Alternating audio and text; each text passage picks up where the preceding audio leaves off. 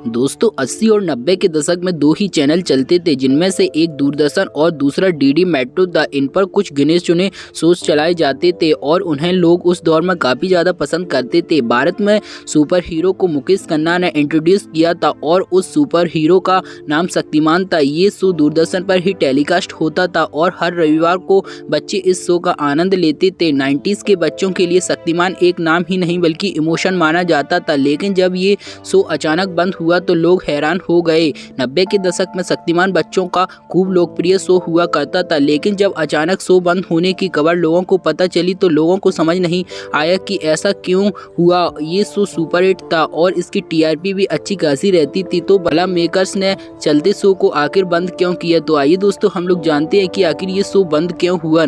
90s superhit show Shaktimaan चलते हुए अचानक बंद हो गया। लोगों को समझ नहीं आया कि ऐसा क्यों हुआ, क्योंकि ये शो काफ़ी पॉपुलर था। इस बारे में कई सालों बाद मुकेश खन्ना ने बताया और खुलासा किया कि उन्होंने ये शो आखिर बंद क्यों किया था। दरअसल मुकेश खन्ना ने अपने यूट्यूब चैनल पर इसकी वजह कोरोना के दौरान बताई थी। उन्होंने कहा, जब शक्तिमान शुरू हुआ था तब दूरदर्शन पर टेलीकास्ट करने के लिए वो दूरदर्शन के मालिक को 3 लाख रुपए दिया करते थे। उन्हें प्राइम टाइम नहीं मिल रहा था। मंगलवार की रात का स्लाइड और शनिवार के दिन का स्लाइड मिला था। मुकेश खन्ना ने आगे कहा, मैंने ये शो बच्चों के लिए बनाया था और वो ही ना देख सकें तो ये शो कोई भी मतलब का नहीं था। शनिवार के दिन बच्चे स्कूल में हुआ करते थे और फिर जल्दी आकर वापस सो जाया करते थे। ऐसे में शो का स्लॉट रविवार को दोपहर 12 बजे का चाहता था, लेकिन उस समय बच्चे घर पर होते थे और आराम से देख सकते थे। पहले इसी स्लॉट पर मेरा ये शो चलता था, लेकिन लोकप्रियता बढ़ने के बाद दूरदर्शन के मालिक ने किराया बढ़ा दिया और 7 लाख की डिमांड कर दी। मैंने वो भी दिया, लेकिन कुछ समय बाद उन्होंने 10 लाख की डिमांड की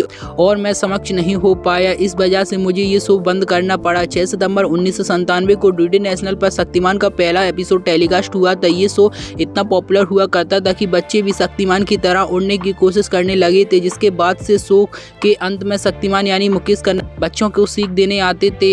इस शो का नाम आकाश रखा गया था, जिसे बदलकर बाद में शक्तिमान किया गया। मुकेश खन्ना ने एक इंटरव्यू में बताया था कि वो इस शो का प्रस्ताव लेकर बड़े बड़े प्रोडक्शन के पास गए थे, लेकिन किसी ने इसे फाइनेंस नहीं किया। इसके बाद उन्होंने दोस्तों से उधार लेकर इस शो की शुरुआत की। फिर इसकी लोकप्रियता क्या रही ये सभी लोग जानते हैं। फिलहाल दोस्तों क्या आप लोगों ने शक्तिमान शो देखा है? अगर हाँ तो कमेंट सेक्शन में जरूर बताएं कि आपको ये शो कैसा लगता था।